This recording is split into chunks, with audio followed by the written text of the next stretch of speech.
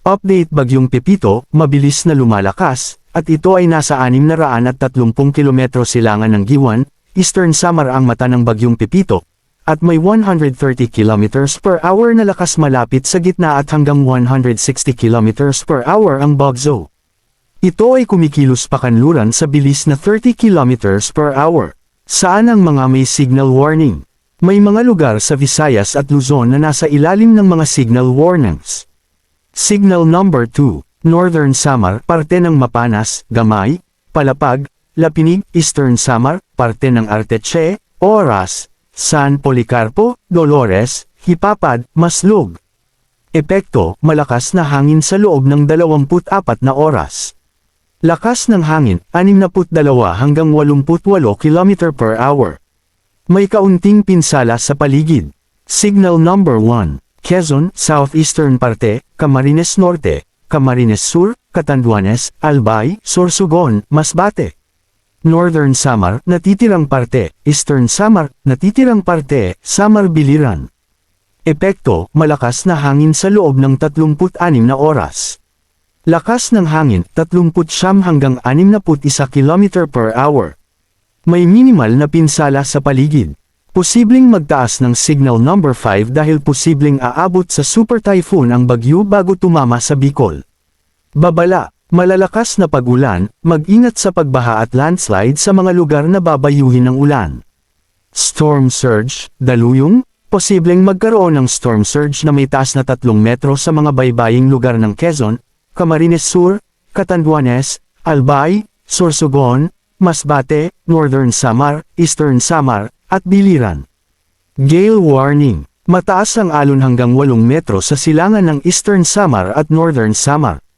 Huwag munang maglayag para sa kaligtasan.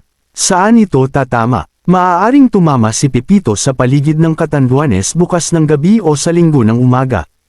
Patuloy itong tatawid sa Luzon bago lumabas sa West Philippine Sea sa Lunes. Pepito is coming. Asahan ang maulang panahon bukas na may kasamang bugzo ng hangin sa Metro Manila at Calabarzon simula hapon sa inaasahang paglapit ng bagyo. Ayon sa Pag-asa, inaasahang magiging super typhoon ang bagyo at hindi inaalis ang posibilidad na magtaas ng signal number 5. Inaasahang aabot sa super bagyo ang Bagyong Pepito, ayon sa Pag-asa bago tumama sa Catanduanes sa katatawid ng Quezon Aurora sa linggo. Maging handa sa malalakas na hangin at buhos ng ulan sa Bicol Region, Calabarzon, Central Luzon at Metro Manila, pati na rin ang Northern Luzon. Posibleng itaas ang signal number 5 sa ilang bahagi ng Bicol Region kapag naging super bagyo si Pepito.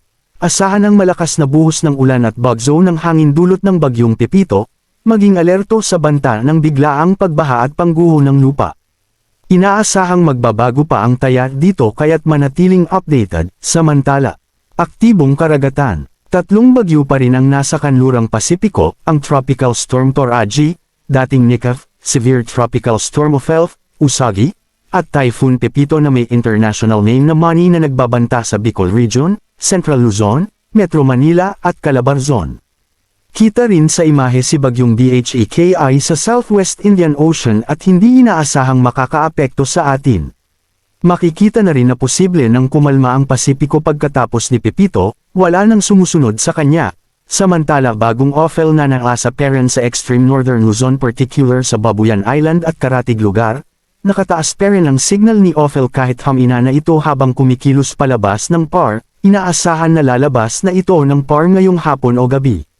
Manatiling nakatutok sa weather balita para sa bago pang update, don't forget to subscribe.